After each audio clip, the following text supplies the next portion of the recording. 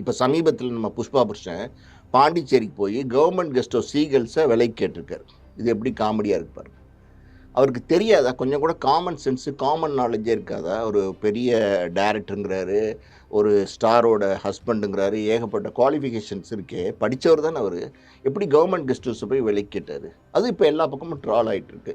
Troll ஆகிட்டு இருக்குன்னொன்னே உடனே 2 நாள் 3 நாளாக ட்ரால் பண்ணுறாங்களேன்னு சொல்லிட்டு இன்றைக்கி ஒரு அறிக்கை கொடுத்துருக்காரு. என்ன கொடுத்துருக்காருன்னா, நான் வந்து பாண்டிச்சேரி ஏர்போர்ட்டை ஷூட்டிங்காக இப்போ கேட்க போனேன். அப்போ வந்து டூரிசம் மினிஸ்டரை வந்து நான் ஒரு மரியாதை நிமித்தமாக பார்த்தேன். அது பார்த்து முடிச்சு வந்ததுக்கப்புறம் அங்கே இருக்க லோக்கல் மேனேஜர் யாருன்னா, அந்த பாண்டிச்சேரியில் சும்மா ஷூட்டிங் அரேஞ்ச் பண்ணி கொடுக்குற லொக்கேஷன் மேனேஜர். அவங்களுக்கெல்லாம் எந்த குவாலிட்டியுமே இருக்காது. அந்த லோக்கல் மேனேஜர் வந்து மினிஸ்டர்கிட்ட போய் அந்த கெஸ்ட் ஹவுஸை விலைக்கு கேட்டிருக்காரு. அவர் என்னமோ பேசியிருக்கிறாரு. அது வந்து நான் கேட்ட மாதிரி இப்போ வந்து பேசுகிறாங்க அப்படின்னு சொல்லி சொல்கிறாரு. இது எங்கேயாவது பொருத்தமாக இருக்கா சார்? எங்கேயாவது நம்புகிற மாதிரி இருக்கா முதல்ல? ஒரு படத்தில் வந்து வடிவேலு சொல்லுவார், தலைநகரம்ன்ற படத்தில் நடிக்கிற சுந்தர் சி படத்தில் எல்லா ரவுடியும் ஏறுங்கடா ஜீப்பில் ஏறுங்கடான்னு சொல்லுவாங்க. அப்போ வந்து இவர் போய் நிற்பார். என்னடா நீ வந்து ஏறுற வாலண்ட்ரி அப்படின்னு கேட்பாங்க. இல்லை நானும் ரவுடி தான் என்னையும் ஏற்றுங்கன்னு. அந்த மாதிரி இவர் நானும் ரவுடி தான் ஒரு படத்தை எடுத்துட்டு இவர் நானும் டேரக்டர் தான் அப்படின்னு ட்ரெண்டிங்கில் அவர் வச்சுக்கிறதுக்கு பார்க்குறாருன்னு நினைக்கிறேன். ஆனால் இது வந்து தப்பான விஷயம். இதே மாதிரி தொடர்ந்து போயிட்டு இருந்துச்சுன்னா அவர் மேலே உள்ள அந்த அபிப்பிராயமே கெட்டு போயிடும். இதை வந்து அவர் சரி பண்ணிக்கணும். இல்லை அட்லீஸ்ட் நயன்தாராவது இது தப்பாக போயிட்டு இருக்குங்கிறத தெரிஞ்சு அவரை தலையில் ஒரு கொட்டி சரி பண்ணணும். இது போன்ற எக்ஸ்க்ளூசிவான வீடியோக்களை தொடர்ந்து காண மீடியா சர்க்கிள் சேனலை சப்ஸ்கிரைப் பண்ணுங்க.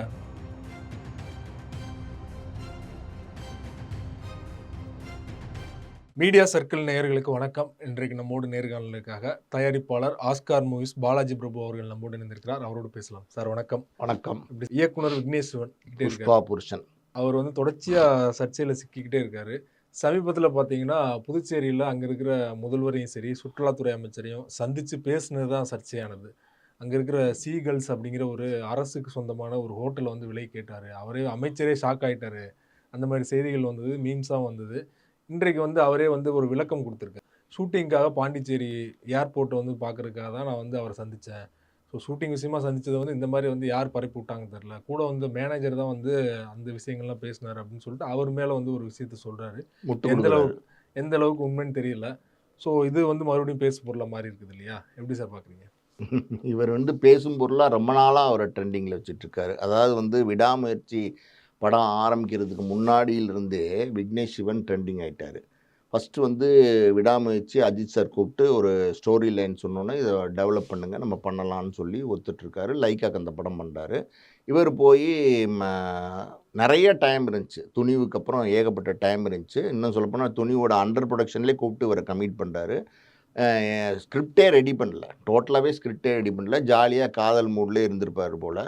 ஸ்கிரிப்டே ரெடி பண்ணாமல் ஏதேதோ அப்படியே காமெடியாக அப்படியே ஏதோ ஒரு இது மாதிரி ரெடி பண்ணிவிட்டு போய் வந்து அஜித்தை சொல்லியிருக்காரு. அஜித்துக்கு வந்து அந்த லைனு, அதாவது டெவலப் பண்ணி சொன்ன ஸ்கிரிப்ட் வந்து பிடிக்கல. உடனே வந்து இன்னும் கொஞ்சம் கரெக்ட் பண்ணுங்கள் அப்படிங்கிற மாதிரி சொல்லியிருப்பார் போல். இவர் என்ன பண்ணிட்டார், லைக்காவில் போய் அஜித் வந்து அது ஓகேன்னு சொல்லிட்டாரு, நம்ம ஷூட்டிங் போயிடலாம் அப்படிங்கிற மாதிரி லைக்காட்ட சொல்லிட்டாரு. லைக்கை வந்து ஷூட்டிங்கெல்லாம் பிளான் பண்ணிவிட்டு அஜித்தை சொல்லும்போது அஜித் இல்லை நான் இன்னும் கரெக்ட் பண்ணிட்டுல வர சொல்லியிருக்கேன், திடீர்னு வந்து ஷூட்டிங் போகலான்னு சொல்கிறீங்களே அப்படின்னும்போது, இல்லை சார் அவர் விக்னேஷ் சிவன் சொன்னார் இந்த மாதிரி வந்து ஷூட்டிங் போகலான்னு, நீங்கள் ஒத்துக்கிட்டீங்க, கதை பிடிச்சிருச்சுன்னு சொன்னார். இல்லை நான் அப்படி சொல்லவே இல்லை, எங்கேயோ தப்பு நடந்திருக்கு, நீங்கள் பார்த்து ஸ்ட்ரிக்டாக கரெக்ட் பண்ணிடுங்க, எனக்கு வந்து இந்த கதையில் உடன்பாடு இல்லை, இந்த கதையை வச்சு நான் ட்ராவல் பண்ண விருப்பம் இல்லைன்னு சொல்லும்போது லைக்காக வந்து அஜித் கேட்டிருக்காங்க. அப்போ விக்னேஷ் சிவனை மாற்றிடலாமா சார்?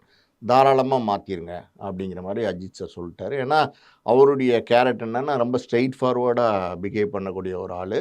அதுவும் இல்லாமல் இவ்வளோ பெரிய ஸ்டாராக இருக்கார். அவருடைய மார்க்கெட்டை அவர் காப்பாற்றணும் இல்லையா? இப்போ வந்து ஒரு உதாரணத்துக்கு கங்குவா மாதிரி ஒரு படம் அஜித்துக்கு அமைஞ்சிருச்சுன்னா என்ன ஆகுறது சொல்லுங்கள்? அவரை ட்ரால் பண்ண ஆரம்பிச்சிடுவாங்க, அவருடைய கேரியருக்கு பிரச்சனை வந்துடும். அதனால் பொதுவாக நடிகர்கள் வந்து தன்னை சேஃப்கார்ட் பண்ணிக்கிறதுக்கு பார்ப்பாங்க. இது ஃபஸ்ட்டு. இது மாதிரி இருக்கும்போது நயன்தாரா ஃபோன் பண்ணி அஜித்துக்கு பேசியிருக்கிறாங்க. இந்த மாதிரி வந்து இந்த படத்துலேருந்து நீங்கள் வந்து விக்னேஷ் சிவனை நீக்கிட்டிங்கன்னா அவருடைய கேரியரே ரொம்ப பாதிக்கப்பட்டுரும். அதனால் நீங்கள் தயவுசெய்து கன்சிடர் பண்ணுங்கள், எப்படியாவது கரெக்ட் பண்ணி பண்ணலாம் அப்படின்போது அஜித் வந்து அதுக்கு மறுப்பு தெரிவிச்சிட்டார். ஒத்துக்கல அந்த ரிக்வெஸ்ட் வந்து, சாரிம்மா அது பண்ண முடியாது அப்படிங்கிற மாதிரி சொல்லிட்டாரு. ஆனால் அவர் யாராக இருந்தாலும் ஸ்ட்ரைட்டாக பேசிடுவார். லைக்கா சுபாஸ்கரன்ட்டு 2வது பேசியிருக்காங்க. அவரும் ஆமாம், வந்து ஒத்துக்கல. சுபாஸ்கரனும் வேணான்னு சொல்லிட்டாங்க. இப்போ இன்னொரு விஷயமும் பேசுகிறாங்க. அதாவது என்னென்னா, இந்த மாதிரி வந்து விடாமுயற்சி இவ்வளோ நாள் தாமதமாகிறதுக்கு, ரிலீஸ் ஆகாமல் லேட்டாக போகிறதுக்கு, இதுக்கெல்லாம் காரணம் வந்து நயன்தாரா தான். ஏன்னா நயன்தாராவோட சாபம், லைக்காவால் நிறைய தொடர்ந்து தோல்விகள் சந்திக்கிறாங்க. அப்புறம் வந்து விடாமுயற்சி தொடர்ந்து படம் நடந்துக்கிட்டே இருக்குது, ரொம்ப வருஷமாக அப்புறம் ப்ரொடக்ஷன்லேயே இருக்குது அப்படிங்கிற மாதிரி விஷயங்கள்லாம் சொல்கிறாங்க. நயன்தாரா மூக்குத்தி அம்மனா வந்து சாபம் கொடுத்துருப்பாங்கன்னு நினைக்கிறேன். அவங்களுக்கே நேரம் சரியில்லை, அவங்க நடிக்கிற படமே ஒழுங்கா ஓட அவங்க மாட்டேங்குது, நடிக்கிற படமே அவங்களே நிறைய ஒழுங்கா ஓட சர்ச்சையில் மாட்டேங்குது. சிக்கிட்டு இருக்காங்க. அவங்களே இப்போ ஒரு மார்க்கெட் இல்லாத நடிகையாக மாறிட்டாங்க. இப்போ கரண்ட்டில் நயன்தாராக்கு எந்த மார்க்கெட்டும் கிடையாது. 10 கோடி வரைக்கும் சம்பளம் வாங்கினாங்க, தனியாக ஹீரோயின் பேஸ்டு படங்கள்லாம் நடித்தாங்க. இப்போ அந்த மார்க்கெட்டு பரபரப்பெல்லாம் நயன்தாராக்கு கிடையாது. லேடி சூப்பர் ஸ்டாருங்கிற பட்டம் அதெல்லாம் வந்து எனக்கு தெரிஞ்சு நயன்தாரா மாதிரி ஆர்டிஸ்ட்டுக்கு கொடுக்குறது ரொம்ப அபத்தமாக தான் நான் நினைக்கிறேன். ஏன்னா அப்படி ஒன்றும் அவங்க இந்த இண்டஸ்ட்ரியில் பெரிய சாதனையெல்லாம் பண்ணிடல. ரஜினிகாந்த் சூப்பர் ஸ்டார்னால் ஒரு 48 வருஷமாக சூப்பர் ஸ்டாராகவே இன்றைக்கி வரைக்கும் ட்ராவல் பண்ணிட்டு இருக்காரு. 200 கோடி ரூபா சம்பளம் வாங்குறாரு. இன்றைக்கி ரஜினிகாந்தை வந்து கொண்டாடாத இடமே கிடையாது, கொண்டாடாத ஊரே கிடையாது. இன்றைக்கி ஒரு படம் வந்துச்சுன்னா அவ்வளோ பெரிய பீக்கு, அவ்வளோ பெரிய ஹைக்கில் ரஜினிகாந்த் இருக்கார். அவருக்கு அந்த பட்டம் ஓகே. நயன்தாராக்கு எதுக்கு லேடி சூப்பர் ஸ்டார்? எனக்கு ஒன்றும் புரியல. நயன்தாராக்கு முன்னாடியே த்ரிஷா ஏதோ ஒரு படத்துக்கு லேடி சூப்பர் ஸ்டார்லாம் போட்டிருந்தாங்க. எல்லாருமே அதுக்கப்புறம் அவங்களே போட்டுப்பாங்க. பேக் எடுத்தாங்க, இது செட் ஆகாது அப்படின்னு. ஆமாம், த்ரிஷா போட்டிருந்த பட்டத்தை இவங்க பிடுங்கி வச்சுக்கிட்டாங்க. சரி, அவங்க வேணான்ட்டாங்கன்னொன்னே நம்ம அந்த லேடி சூப்பர் ஸ்டார் எடுத்துடலான்னு எடுத்துட்டாங்க. இதெல்லாம் சார், இதெல்லாம் வந்து அந்த அவங்க ஒரு பேட்டியில் சமீபத்தில் பேசும்போது lady super star Nayanthara lady super star பட்டம் வந்து நான் வேணான்னு சொன்னாலும் வந்து ப்ரொடியூசர் தரப்புல இருந்து போட சொன்னாங்க அப்படின்னு சொல்றாங்க. ஆனா அந்த படத்தை தயாரிச்சதே அவங்க தான். இன்னொரு விஷயம் நான் சொல்கிறேன் கேளுங்க. லாஸ்ட்டாக நயன்தாரா நடித்த 10 படத்தினுடைய ப்ரொடியூசர்கிட்ட அக்ரிமெண்ட்டை வாங்கி நயன்தாராவை வெளியிட சொல்லுங்கள். அதில் என்ன போட்டிருக்குன்னா, அக்ரிமெண்ட்லேயே போட்டிருக்கு, லேடி சூப்பர் ஸ்டார்னு டைட்டிலில் குறிப்பிடணும், பப்ளிசிட்டிலாம் குறிப்பிடணும்னு அக்ரிமெண்ட்லேயே போட்டு சைன் பண்ணி வாங்குறாங்க. இதுக்கு மேலே ஒரு விஷயம் சொல்கிறேன் கேளுங்க. நம்ம அண்ணாத்த படத்தில் ரஜினியோட நடித்தாங்களே, அப்போ ரஜினிக்கு சூப்பர் ஸ்டார்னு சன் டிவியில் போட்டாங்க. இவங்க படமெல்லாம் பார்த்துட்டு என்னை லேடி சூப்பர் ஸ்டார்னு போடலை அப்படின்னு சொல்லி சிவாவை நமுத்து, சன் டிவியை நமுத்து விடாமல் தொடர்ந்து முயற்சி பண்ணி, விடாமுயற்சி இவங்க பண்ணியிருக்கிறாங்க. பண்ணி அந்த படத்தில் வந்து அந்த லேடி சூப்பர் ஸ்டாருங்கிற பட்டத்தை வந்து சன் டிவி வேறு வழியே இல்லாமல், விருப்பமே இல்லாமல் சேர்த்துருக்குறாங்க. அதாவது ஒரு பட்டம் நம்ம கொடுக்குறோன்னு வச்சுக்கோங்க, அது வந்து நம்ம விரும்பி கொடுக்கணும். இப்போ சூப்பர் ஸ்டார் அப்படின்னு எல்லாருமே போடுறாங்க, யாரும் அது போடுறதுக்கு மறுக்கிறது இல்லை. காரணம் என்னென்னா, அவங்களுடைய ஹார்ட்ஃபெல்ட்டாக அந்த பட்டத்தை கொடுக்குறாங்க. நம்மளா ஒரு விஷயத்தை கேட்டு கொடுங்க கொடுங்க கொடுங்க, எப்படியாவது எனக்கு கொடுங்கன்னு கேட்டு வாங்குறது, இந்த மாதிரியான கௌரவத்தை நீங்கள் எப்படி கேட்டு வாங்குவீங்க? கேட்டு வாங்கினா அது கௌரவமாக இருக்குமா? அப்படி இருக்காது. அவங்களுக்கு அது புரியல. அதுக்கப்புறம் பார்த்தீங்கன்னா, வேறு ஆர்டிஸ்ட்டை போய் கதை சொல்லி பார்த்தாரு. எந்த ஆர்டிஸ்ட்டும் அவருக்கு டேட்ஸ் கொடுக்கல. அஜித்தே நிராகரிச்சிட்டாருங்கிறது பெரிய ஒரு கெட்ட பேர் ஆகிப்போச்சு விக்னேஷ் சிவனுக்கு, இண்டஸ்ட்ரியை பொறுத்த வரைக்கும். அதுக்கப்புறம் வேறு வழியே இல்லாமல் நம்ம லவ் டுடே ஒரே ஒரு படம் சக்ஸஸ் கொடுத்த அந்த பிரதீப் ரங்கநாதனை பார்த்து எப்படியோ கன்வின்ஸ் பண்ணி வாங்க அதை பண்ணி கொடுத்துருங்க அப்படி இப்படின்னு சொன்னோன்னா, அவர் ஏதோ பெரிய சம்பளம் பேசி லலித்துக்கு அந்த படத்தை கமிட் பண்ணி அந்த படம் ஷூட்டிங் நடந்துகிட்ருக்கு. அந்த படத்துக்கு முதல்ல எல்ஐசின்னு பேர் வச்சார். எல்ஐசின்னு பேரை வந்து ஆல்ரெடி வந்து எஸ்எஸ் குமரன் மியூசிக் டைரக்டர் வந்து சங்கத்தில், தமிழ் தயாரிப்பாளர் சங்கத்தில் ரெஜிஸ்டர் பண்ணி வச்சுருக்காரு. அவர் வந்து இந்த பேர் அனௌன்ஸ் பண்ணோன்னே அவர் அப்ஜெக்ட் பண்ணுறாரு. இந்த பேர் வந்து நான் ஆல்ரெடி ரெஜிஸ்டர் பண்ணி வச்சுருக்கேன், எல்ஐசிங்கிற பேரை நீங்கள் வைக்கக்கூடாது, இது நான் அந்த தலைப்பில் வேற ஒரு படம் எடுக்கிறதுக்காண்டி ரெஜிஸ்டர் பண்ணி வச்சுருக்கேன், நான் எடுக்க போகிறேன் அப்படின்னு சொல்லும்போது அவரை பற்றி கண்டுக்கவே இல்லை. ஏன்னா அதாவது வந்து இவர் வந்து இப்போ பெரிய அந்தஸ்துக்கு போயிட்டார். என்ன அந்தஸ்து? நயன்தாரா புருஷங்கிற அந்தஸ்து. அந்த அந்தஸ்துக்கு போனதுனால நம்ம யாரையும் கேர் பண்ண வேண்டாம், யாரை பற்றியும் கவலைப்பட வேண்டாம், நம்ம எடுக்கலாம், வர்றது வரட்டும், பார்த்துக்கலாம், என்ன நடந்தால் என்ன அப்படிங்கிற ஒரு அசால்ட்டுத்தனத்தில் அந்த படத்தை தொடர்ந்து எடுத்துகிட்டே இருக்கார். மியூசிக் டைரக்டர் எஸ்எஸ் குமரன் கூட பேட்டியெல்லாம் சில இதெல்லாம் சன் டிவிலேயே அதில் கொடுத்தாரு. தனுஷ் இஷ்யூ வந்ததுக்கப்புறம் கொடுத்தாரு இந்த சர்ச்சை விஷயமா. இவர் என்னதான் அந்த படத்தை எடுத்துகிட்டு இருந்தாலும் எல்ஐசிக்கு தகவல் போய் லைஃப் இன்சூரன்ஸ் கார்பரேஷன் எங்களுடைய பேர் எல்ஐசியை வந்து ஷார்ட் பண்ணி இத்தனை வருஷம் வந்து மக்கள்கிட்ட வந்து இந்த மாதிரி இருக்கிற ஒரு பேரை வந்து கெடுக்கிற மாதிரி இருக்குது, இந்த பேரில் படம் எடுக்கக்கூடாதுன்னு அவங்க ஒரு நோட்டீஸ் அனுப்பிச்சிட்டாங்க. வேறு வழியே இல்லாமல் இப்போ என்ன பண்ணிட்டாரு, அதாவது வந்து இவர் வேற ஒருத்தர் பதிவு பண்ண வச்ச பேரை எடுத்து கண்டுக்காமல் படம் எடுத்துக்கிட்டு இருக்கிறாரு. அந்த படம் எடுத்துகிட்டு இருக்கும்போது எல்ஐசி நிறுவனம் ஒரு நோட்டீஸ் அனுப்பிச்சு அதை தடுக்கும்போது வேறு வழியே இல்லாமல் அந்த படத்துக்கு LIKன்னு வச்சுட்டார். அதாவது லைஃப் இன்சூரன்ஸ் காதலாம். எனக்கு இதுக்கெல்லாம் மீனிங்கே புரியல. என்ன எல்ஐசிங்கிற பேர் இல்லைன்னா மக்கள் வந்து பார்க்க மாட்டாங்களா? இல்லை எல்ஐகே அப்படின்னு அதுக்கு சிமிலரான ஒரு பேர் வைக்கலைன்னா மக்கள் வந்து பார்க்க மாட்டாங்களா? வேற நல்ல பேரே தமிழ்ல கிடையாதா? என்ன காமெடி பண்றாங்கன்னு தெரியல. சமீபத்தில விக்னேஷ் சிவன் மட்டும் இல்ல, எல்லாருமே பார்த்தீங்கன்னா, இந்த மாரி நெறைய தலைப்புகள் வந்து காமெடி தலைப்புகள் வைக்க ஆரம்பிச்சுட்டாங்க. சரி, அத பத்தி நம்ம விட்டுருவோம். அந்த சர்ச்சை முடிஞ்சு படம் தொடர்ந்துட்டு இருந்துச்சு. இப்ப அந்த படத்த வந்து லலித் புரொடியூசர் வந்து பெருசா கன்டின்யூ பண்றதுக்கு இஷ்டம் இல்லைன்னு சொல்லிட்டதா நான் கேள்விப்பட்டுருக்கேன். ஏன் அப்டின்னா, அதாவது வந்து என்ன செலவு பேசப்பட்டதோ, அதோட டபுள் மடங்கு இப்ப போயிட்டுருக்கு செலவு இப்ப. ஓகே. இது ஒரு விஷயம். இப்ப அந்த படம் ஆரம்பிக்கும்போது சேட்டலைட் டிஜிட்டல் எல்லாம் நல்லா போயிட்டு இருந்துச்சு. இப்ப அந்த படம் முடியிற இந்த தருவாயில சேட்டலைட்டுக்கும், டிஜிட்டலுக்கும் மார்க்கெட்டே கிடையாது. அது என்ன அவங்க சொல்ல ஆரம்பிச்சுட்டாங்கன்னா, நீங்க தியேட்ரிக்கல்ல ரிலீஸ் பண்ணுங்க. அதனுடைய தியேட்ரிக்கல் கலெக்ஷன வச்சு, அதன் படத்துக்கு வரவேற்பு வச்சு தான் இப்ப எந்த பெரிய படமா இருந்தாலும் சேட்டலைட்டும், டிஜிட்டலும் வாங்க ஆரம்பிச்சுட்டாங்க. அதுக்கு நெறைய படங்கள் உதாரணமா சொல்லலாம். வந்து பெரிய தோல்வி அடைஞ்சிருச்சு. அதாவது வந்து பெரிய பெரிய படங்கள்னு படமே பார்க்காம முன்னாடியே வாங்கி வச்சிருக்கும்போது, பெரிய தோல்வி அடைஞ்சு டிஜிட்டல் சேட்டலைட்ல பெரிய நஷ்டமாயிருச்சு அவங்களுக்கு. அதனால அவங்க இப்போ ஒரு அந்த மாரி ஒரு முடிவுக்கு வந்ததுனால, இப்ப அந்த பிசினஸ் எந்த படத்துக்குமே கிடையாது. பிஃபோர் ரிலீஸ் சேட்டலைட்டும், டிஜிட்டலும் வித்தா தான் பெரிய தொகை வரும் ஒரு புரொடியூசருக்கு. அந்த பெரிய தொகையே லாக் ஆகும்போது, அது இல்லாம ரிலீஸ் பண்றக்கூடிய கெப்பாசிட்டி புரொடியூசருக்கு இருக்கணும். அப்ப செலவுகள பயங்கரமா டபுள் மடங்கு, ட்ரிபிள் மடங்கு நீங்க இழுத்து விட்டுட்டே இருந்தீங்கன்னா, அந்த ப்ராஜெக்ட்ட அந்த புரொடியூசரால ரிலீஸ் பண்ண முடியலன்னா, பயங்கரமான ஃபைனான்சியல் டிஃபிகல்டீஸ் வந்துரும். அதனால தற்சமயமா நான் கேள்விப்பட்டேன். இந்த ப்ராஜெக்ட் வந்து இப்போதைக்கு நிறுத்தி வைக்கப்பட்டிருக்குன்னு கேள்விப்பட்டேன். இது வேற வழி இல்ல. இவர விக்னேஷ் சிவன நம்பிட்டு இருந்தோம்னா, நம்மளுடைய கேரியர் பாதிக்கப்பட்டுரும்னு சொல்லிட்டு, பிரதீப் ரங்கநாதன் வந்து வேற கமிட்மெண்ட் அது மாரி பம்பாலியா ஃபிலிம்ஸ்க்குன்னு நெனைக்கிறேன். எனக்கு கரெக்ட்டா ஓகே. தெர்ல. அவங்களுக்கு ஒரு படம் பண்றதா இருந்துச்சு. அந்த படம் பண்றதுக்கு அவர் போயிட்டாருன்னு கேள்விப்பட்டேன் நானு. இன்னொரு விஷயம் என்னன்னா, இந்த சர்ச்சை இப்படி முடியுது. இந்த சர்ச்சை முடியறதுக்குள்ளயே பார்த்தீங்கன்னா, தனுஷ் மேல இவருக்கு ஒரு காழ்ப்புணர்ச்சி. காரணம் என்ன காழ்ப்புணர்ச்சி வர்றதுக்கு காரணம் என்னன்னா, தனுஷ்க்கு இவர் மேல ஒரு கோவம். நயன்தாரா ஆக்சுவலி இதுல சம்மந்தப்படாத ஆளா தான் இருக்காங்க. 3வது நபரா தான் இங்க பார்க்கப்படுறாங்க. ஆனா, தனுஷ் என்ன பண்றாரு, இந்த நானும் ரவுடிதான் படம் ஆரம்பிக்கும்போது ரூ. 6,00,00,000 பட்ஜெட் சொல்றாரு விக்னேஷ் சிவன். இவரு ரூ. 6,00,00,000 பட்ஜெட் சொல்லி அந்த படத்த வந்து கிட்டத்தட்ட ரூ. 17,50,00,000 வரைக்கும் இழுத்துட்டு போறாரு. ஒரு ஸ்டேஜ் வரும்போது தனுஷ்க்கு தெரியுது, இது பெரிய நஷ்டத்துல கொண்டு போய் விட்டுரும். இவ்வளோ பெரிய வியாபாரம் கிடையாது அப்படின்னு சொல்லிட்டு, படத்தையே நிறுத்திர்றாரு தனுஷ். இந்த படத்துல தான் விக்னேஷ் சிவனுக்கும், நயன்தாராக்கும் காதல் ஏற்படுது. இந்த ஷூட்டிங்ல எல்லாம் நெறைய அட்ராசிட்டி நடந்ததா நான் கேள்விப்பட்டேன். அதாவது விக்னேஷ் சிவன், நயன்தாரா பேரு தங்களுடைய காதல் பயணத்துக்கு இந்த செட்ட யூஸ் பண்ணிக்கிட்டு, படமே சரியா கான்சன்ட்ரேட் பண்ணி எடுக்கலைங்கிற ஒரு குற்றச்சாட்டு கூட 2 பேர் மேலயும் இருக்கு. அதனால தனுஷ் சாருக்கு வந்து இந்த படத்துல பெரிய நஷ்டம் ஏற்பட்டுருச்சு. ஆக்சுவலி சொல்லப்போனா படம் நானும் ரவுடி. ஹிட்னாலுமே அவருக்கு பெரிய அளவுல லாபம் ஆமா, கிடைக்கல. படம் ஹிட்டு. ஆனா பெரிய லெவல்ல லாபம் கிடைக்கல. காரணம் வந்து கன்னா பின்னான்னு செலவு இழுத்து விட்டது தான். அந்த கோவம் வந்து ஒரு தயாரிப்பாளருக்கு இருக்கும். இருக்குங்கிறது நியாயமான கண்டிப்பா. கோவம். அதுல ஒண்ணும் தப்பு நம்ம கண்டுபிடிக்க முடியாது. இவுங்க வந்து அந்த படத்துல வந்து நடிச்சுட்டு, அந்த படத்த இவரு டைரக்ட் பண்ணிட்டு, அது அவங்களோட காதல் காவியம். எது நானும் ரவுடி தான். ஏன்னா, அந்த படத்துல தான் இவங்க சந்திச்சாங்க. இவங்களோட காதல் மலர்ந்துச்சு. அந்த மாரியான விஷயங்கள்லாம் இருக்கும்போது, நானும் ரவுடி தான் கிளிப்பிங்ஸ வந்து அவங்களுடைய அந்த ஃபேரி டெய்ல்ல யூஸ் பண்றதுக்கு கேட்டிருக்காங்க தனுஷ்கிட்ட. எப்படி கேட்டிருக்காங்க? முறையே இல்லாம கேட்டிருக்காங்க. இப்ப தனுஷோட மேனேஜருக்கு விக்னேஷ் சிவன் கேஷுவலா ஃபோன் பண்ணி, "மச்சான் அந்த நானும் ரவுடி தான்ல சில சில கிளிப்பிங்ஸ்லாம் நான் மார்க் பண்ணி அனுப்பிச்சிருக்கேன். அதில கொஞ்சம் மெயில்ல அனுப்பிச்சு விட்றியா?" என்ஓசி. அப்படின்னு கேட்டிருக்காரு. ம். என்ஓசி கொஞ்சம் குடுத்து மெயில்ல அனுப்பிச்சு விட்றியா? அப்படின்னும்போது, அவர் வந்து கண்டுக்காம மாரி இருந்திருக்காரு. மறுபடியும் ஃபோன் பண்ணி, "நான் கேட்டேனேடா, நீ என்னடா அத அனுப்பாம இருக்க?" அப்படின்னும்போது, அப்ப அவர் வந்து தனுஷ்க்கு இந்த மேட்டர கொண்டு போறாரு. யாரு? தனுஷ் மேனேஜர், "சார் இப்படி வந்து ஃபோன் பண்றாரு." அப்படின்னோனே, "அவருடைய ஃபோன அவாய்ட் பண்ணிருங்க." அப்படின்னு சொல்லிர்றாரு. அதுக்கப்புறம் அந்த கிளிப்பிங்ஸும் நோ அப்ஜெக்ஷன் சர்டிஃபிகேட்டும் அவங்களுக்கு வழங்கப்படாம இருக்கு.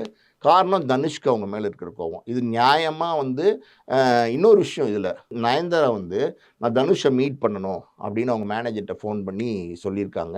அப்போ வந்து தனுஷ் கிட்ட போய் அவர் மேனேஜர் சொல்லியிருக்காரு, "சார் நயன்தாரா வந்து உங்கள மீட் பண்ணணும்னு சொல்லியிருக்காங்க." அப்படின்னும்போது தனுஷ் சொல்லியிருக்காரு, "சரி பரவால்ல. ஓகே, வர சொல்லுங்க ஆஃபீஸ்க்கு பேசலாம்." அப்படின்னு சொல்லியிருக்காரு. அத வந்து மேனேஜர் ஃபோன் பண்ணி, "மேடம் நீங்க ஆஃபீஸ்க்கு வருவீங்களா? உங்களுக்கு அப்பாயின்ட்மென்ட் குடுத்துருக்காருன்னும்போது." நயன்தாரா என்ன சொல்லியிருக்காங்கன்னா, "நான் ஏன் அவர் ஆஃபீஸ் போணும்? எனக்கு என்ன அவசியம் இருக்குது? அவரை என் ஆஃபீஸ் தேடி வர சொல்லுங்கள், என்ன வந்து மீட் பண்ண ஆனா சொல்லுங்கள். சமீபத்தில குடுத்த நயன்தாரா பேட்டியில கூட பார்த்தீங்கன்னா, நான் வந்து எவ்வளோ முயற்சி பண்ணேன் தனுஷ் சார மீட் பண்றதுக்கு. அவர் வந்து அப்பாயின்ட்மென்ட் குடுக்கலன்னு எப்படி பேசியிருக்காங்க. அதாவது வந்து இவங்க முயற்சி பண்ணா, இவங்க நான் ஏன் அவரை தேடி போகணும், என்ன வந்து அவரை பார்க்க சொல்லுங்க அப்படின்னு சொன்னது தான் உண்மை.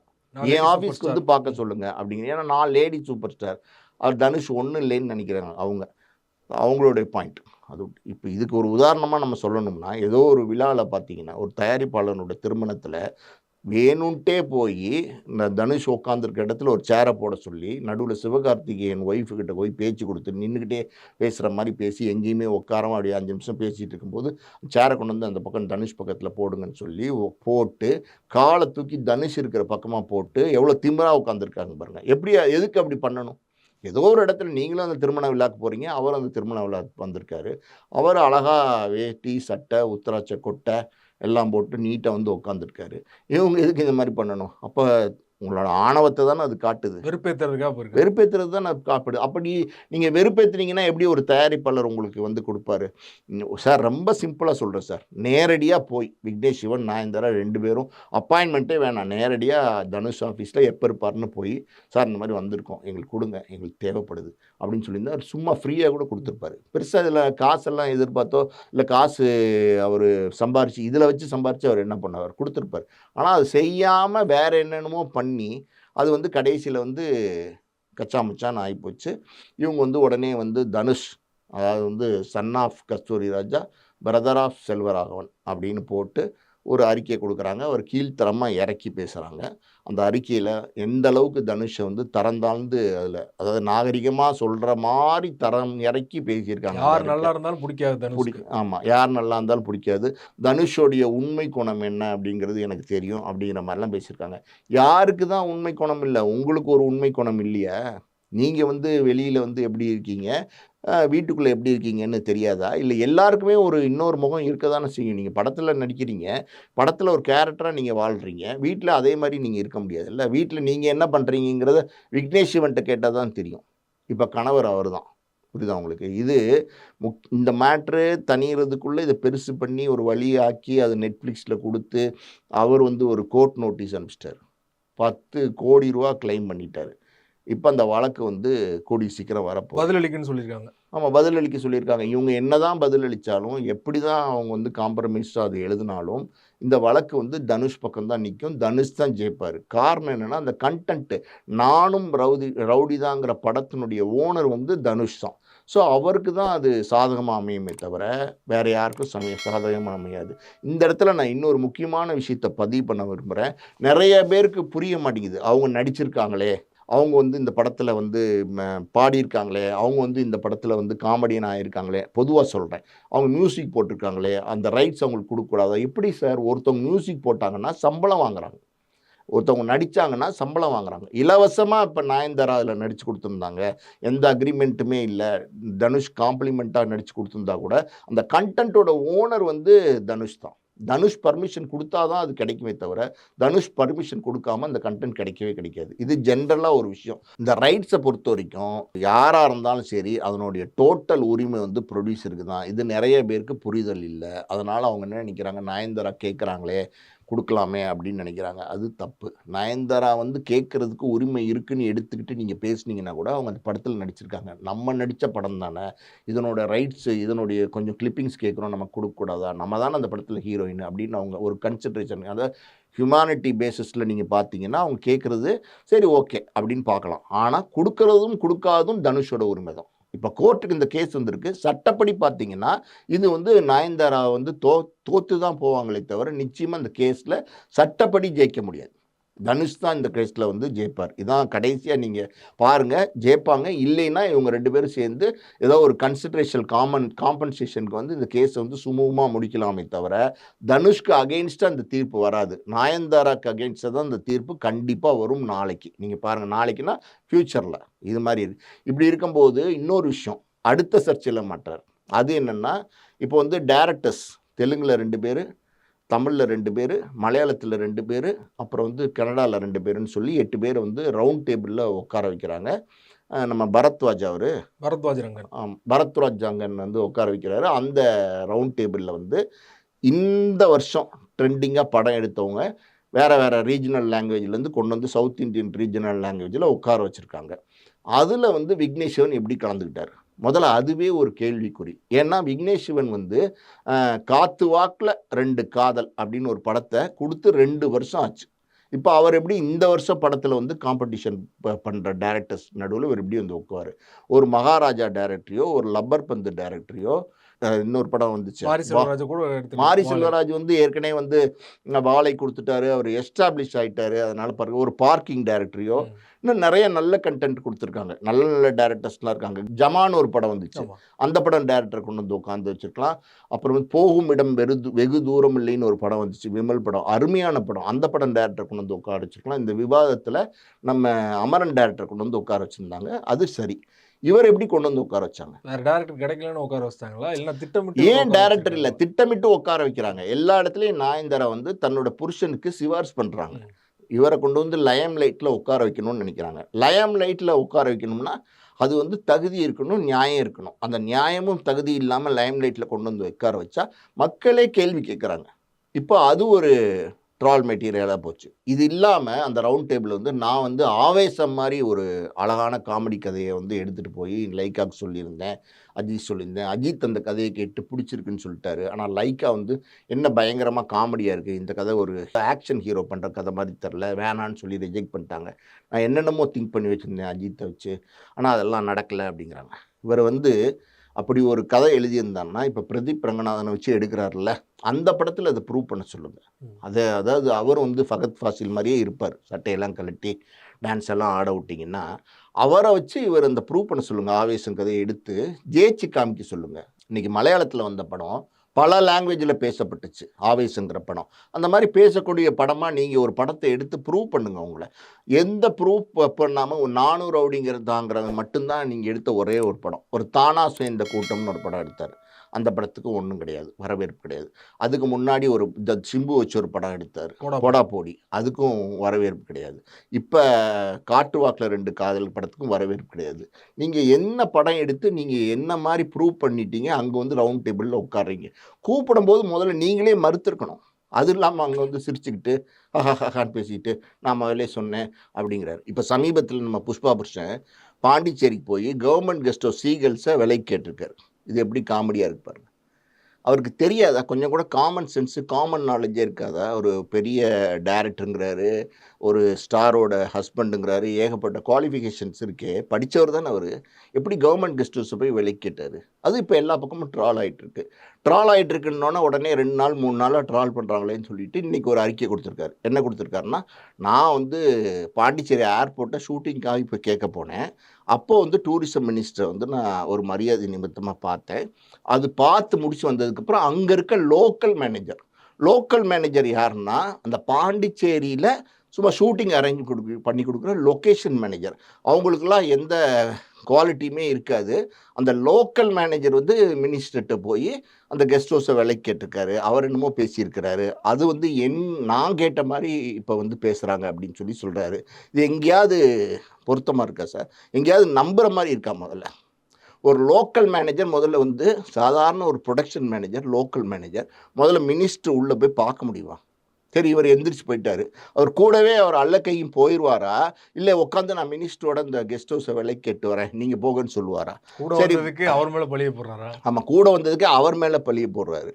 அதாவது டச்சப்க்கு கூட்டிகிட்டு போகிற பையனுக்கு சும்மா ஃபேஸ் வாஷ் பண்ணி மூஞ்சி டச்சப் பண்ண தான் தெரியும், இல்லை கொடை பிடிச்சிட்டு நிற்க தான் தெரியும். அவன் எப்படி கெஸ்ட் ஹவுஸ் வாங்குவான்? அந்த லோக்கல் மேனேஜர் எப்படி அவ்வளோ பெரிய கெஸ்ட் ஹவுஸ் வாங்குவான்? அவன்கிட்ட ஏது துட்டு? அதையும் தாண்டி அந்த படம் வந்து கேன்சல் ஆகிற நிலைமையில் இருக்குது. ஷூட்டிங்லாம் கேன்சல் பண்ணிட்டாங்க. எடுக்காத படத்துக்கு ஏன் லொக்கேஷன் பார்க்க போனார் அப்படிங்கிற எடுக்காத படத்துக்கு லொக்கேஷன் பார்க்குறது இப்போ நிறைய டேரக்டர்ஸ் பார்க்க ஆரம்பிச்சிட்டாங்க. படம் இவராது பாவம் பாதி படம் நடத்திட்டாரு. படமே ஆரம்பிக்காமல் பூஜையே போடாமல் லொக்கேஷன் பார்க்குறேன்னு கிளம்புற குரூப்லாம் இருக்காங்க சினிமாவில். அதெல்லாம் நிறைய பேர் சுற்றிட்டு இருக்காங்கன்னு வச்சுங்க. அதே மாதிரி ஒரு ஜாலியாக சுற்றிட்டு அப்படியே ஏர்போர்ட்டை போய் பார்த்துட்டு அப்படியே கெஸ்ட் ஹவுஸை பார்த்துட்டு அப்படியே சுற்றி பார்த்துட்டு வரும்போது சரி இதை நம்ம வாங்கிடலாமான்னு, நயன் இந்த கெஸ்ட் ஹவுஸ் ரொம்ப நல்லா இருக்குது, என்ன பேசிட்டா அப்படின்னு கேட்டுப்பாரு. ஓகே டார்லிங், நீங்கள் பேசிடுங்க, ஒன்றும் பிரச்சனை இல்லை, பண்ணிடலாம் அப்படிங்கிற மாதிரி அவங்க சொல்லியிருப்பாங்க.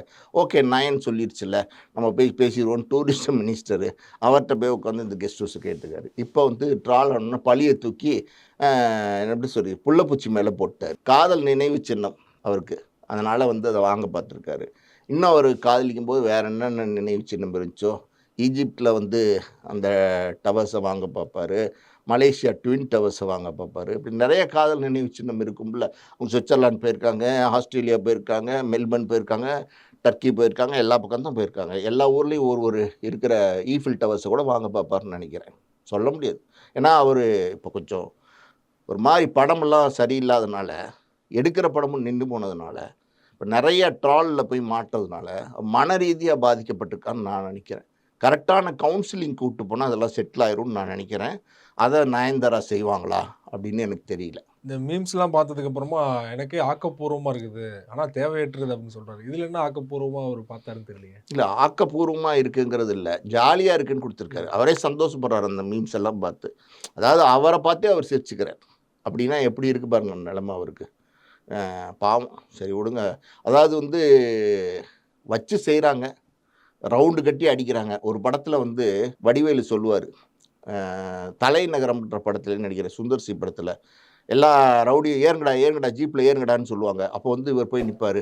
என்னடா நீ வந்து ஏறுற வாலண்ட்ரி அப்படின்னு கேட்பாங்க. இல்லை நானும் ரவுடி தான், நானும் ரவுடி தான், நானும் ரவுடி தான், என்னையும் ஏற்றுங்க என்னையும் ஏற்றுங்கன்னு. அந்த மாதிரி இவர் நானும் ரவுடி தான் ஒரு படத்தை எடுத்துட்டு இவர் நானும் டேரக்டர் தான் நானும் டேரக்டர் தான் அப்படின்னு ட்ரெண்டிங்கில் அவர் வச்சுக்கிறதுக்கு பார்க்குறாருன்னு நினைக்கிறேன். ஆனால் இது வந்து தப்பான விஷயம். இதே மாதிரி தொடர்ந்து போயிட்டு இருந்துச்சுன்னா அவர் மேலே உள்ள அந்த அபிப்பிராயமே கெட்டு போயிடும். இதை வந்து அவர் சரி பண்ணிக்கணும். இல்லை அட்லீஸ்ட் நயன்தாராவாவது இது தப்பாக போயிட்டுருக்குங்கிறத தெரிஞ்சு அவரை தலையில் ஒரு கொட்டு கொட்டி சரி பண்ணணும். ரொம்ப நன்றி சார். விக்னேஷ் சிவன் தொடர்பாக பல்வேறு விஷயங்களை எங்களோட பகிர்ந்து கொண்டீங்க. மிக்க நன்றி. நன்றி.